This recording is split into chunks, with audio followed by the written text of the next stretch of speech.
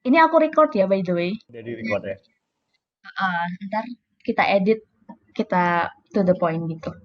Oke, kita mulai ya. Gue Yesaya Gamaliel dari Sosiologi Angkatan 17. Aku Ahmed Pak Eki Deseger dari Departemen Sosiologi Angkatan 2017. Jalurnya lewat jalur SBMPTN. Di situ sih mungkin kalau misalkan untuk prepare-nya atau persiapan itu lebih ke belajar sih. Maksudnya kan juga kita nggak perlu yang apa gimana banget untuk tahun itu SBMPTN-nya. Dan kalau misalkan belajarnya cukup giat, dan ya kalau misal mau ikut bimbingan sih itu bisa aja, dan kalau misal enggak pun juga sebenarnya bisa. Aku contoh yang nggak ikut bimbingan manapun, cuman belajar dan dibantu, kebetulan sekolah juga sedikit memfasilitasi untuk ujian-ujian SBMPTN, jadi cuma berdasarkan dari situ pun juga kalau emang niatnya ada untuk pengen masuk divisi PolUGM khususnya sosiologi itu bisa banget. Oke, kalau aku BPTN. Biar aku bisa lolos itu lewat ini bimbel, aku jalanin bimbel online maupun bimbel biasa. Nggak terlalu expect sosiologi itu gimana. Nah, tapi yang aku tahu sosiologi itu biasanya kan mungkin dari orang-orang atau dari internet kayak pelajari jadi guru atau gimana semacamnya. Nah, ternyata setelah aku masuk sosiologi, ngerasanya beda banget. Ternyata nggak cuma segitu, maksudnya eh, pelajarannya atau mata kuliahnya juga nggak kayak SMA sih sebenarnya.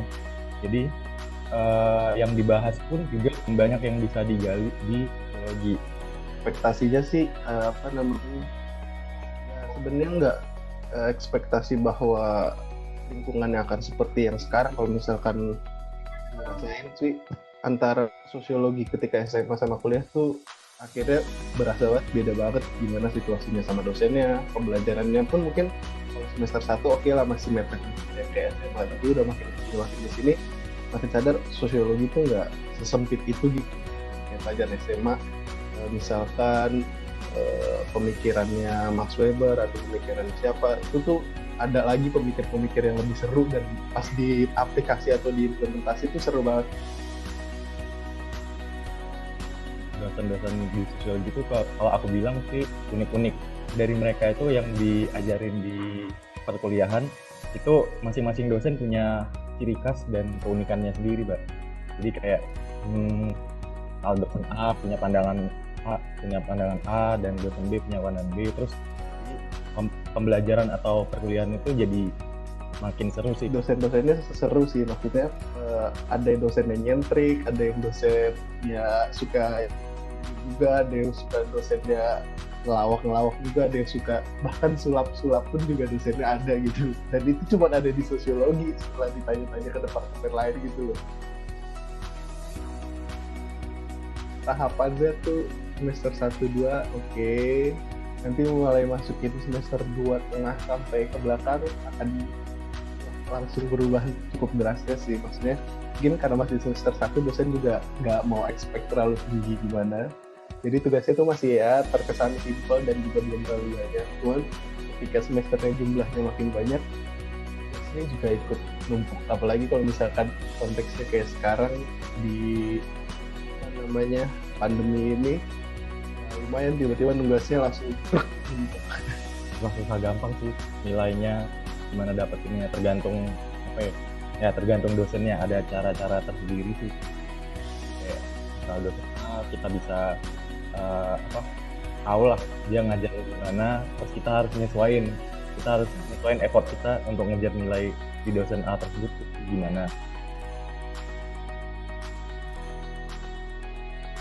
Kalau nilai tadi ya tadi itu sih tergantung dosennya sih, Mbak. Jadi dosennya itu kan tadi macam-macam tuh, ada yang teoritis lah, ada yang berdasarkan empiris lah, dan macam-macam sih. Jadi kita kayak harus nyesuaiin gitu sih, Mbak. Dosennya tipenya kayak gini, ya kita ngikutin kayak gitu sih, Mbak. agak unpredictable sih, agak susah ditebak karena akan ngasih tugasnya emang kita harus sit in, kita nggak tahu cara periksanya, tiba-tiba kan nilainya keluar juga, kita nggak tahu standar dosennya. Kalau misalnya tugas pun juga dosen tugasnya punya standar yang beda-beda, jadi untuk bisa dapat nilai yang bagus tuh juga agak susah tahu standar dosennya. Jadi sih harusnya sih pas ngerjain semuanya sih harusnya semuanya dikerjakan dengan maksimal, jadi dosen standarnya beda pun juga masih agak bisa untuk dapat nilai yang bagus lah. Nggak pernah sih mbak kalau misalnya capek, karena ya balik lagi lingkungannya, dosennya juga karena seru-seru dan cara mengajarnya itu beda-beda, jadi itu kayak ada hal unik baru yang pasti kesampaian gitu dari dosennya, dan kita juga justru kayak ini seru nih bahas yang ini nih kemarin, atau misalkan dosennya melakukan hal unik, jadi ini nih memori dosen ini seru banget di sini. Bingung aja sih pas masuk, kan ekspektasinya sebelum masuk nih ya aku pikir kan aku SMA anti banget sama matematika, nggak ada angka-angka gitu kan. Ternyata pas masuk di semester 2 sampai semester 3 ada mata kuliah metode kuantitatif. Di situ ada angka-angka, dan di situ mungkin masa-masa paling membingungkan lah, kayak bingung ngerjain angka ini gimana, terus ngolah data seperti apa. Tapi ya dari capek itu ya kita udah dikit-dikit lah. Pertama tadi sih kayak di sosiologi kita bisa belajar banyak hal, nggak cuma sebatas kayak pelajaran SMA kayak bahas masyarakat. Nah, memang kita bahas masyarakat, tapi kayak ada fokus-fokus lainnya lah, kayak kita bisa bahas industri, kita bisa bahas kesehatan, kita juga bisa bahas pariwisata, pembangunan, masih banyak lagi tema-tema lainnya yang bisa kita bahas secara sosiologis gitu. Itu pertama poin menariknya. Terus kedua, itu tadi seperti dosennya unik-unik dan seru-seru. Ketiga, sosiologi ini loh peringkat 1 di Indonesia dan termasuk 200 di dunia loh. Misalkan di kuliah ya lebih beda dari apa yang kalian yang anti IPS sudah pernah pelajaran di SMA. Ya itu mungkin SMA tuh gambaran, cuman kalau mau lebih tahu lebih banyak lagi, sosiologi game sangat dihancurkan.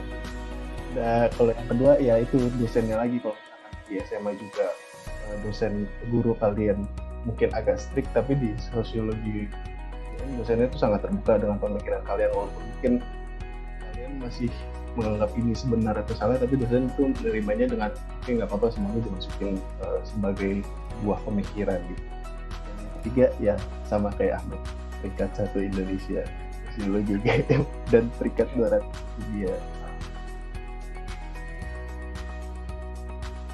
Di sosiologi mungkin karena tugasnya sih terbilang santai, cuman bebannya seringkali kayak banyak gitu, kayak misalnya tulisannya harus targetnya berapa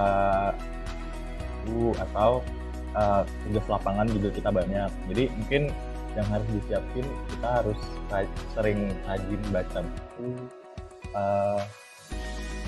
rajin nulis CD-nya juga, sama biasakan interaksi sama orang lain itu diseringin, karena kita nanti kayak banyak pelajaran yang mengharuskan kita untuk berinteraksi secara langsung ke masyarakat gitu. Mirip Ahmed sih, perluas lingkungan pertemanan juga sih, karena bagaimanapun nanti tugas-tugas kita cukup bersinggungan dengan teman, dan kalau misalkan harus lingkungan sama masyarakat luar juga udah agak terbiasa karena ya lingkungannya cukup luas.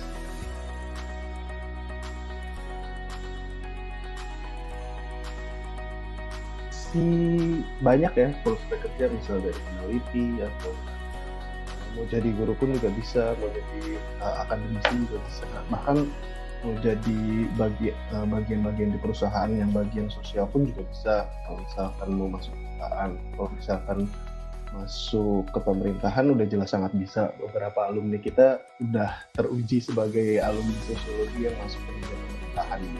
kita bisa jadi apapun itu dalam, karena kita punya pembahasan banyak itu, jadi kita bisa masuk kemana aja, mau jadi akademisi, mau jadi ya tadi itu kayak bilang Kiel, kayak dosen, peneliti, uh, juga kita bisa jadi praktisi kayak yang dibilang gue juga tadi, kayak bisa masuk ke perusahaan, terus pemerintahan. Oke teman-teman, itu aja dari yang kita perwakilan dari sosiologi. Sampai ketemu di Sosiologi Universitas Gajah Mada Itu tuh sains. for Better Society.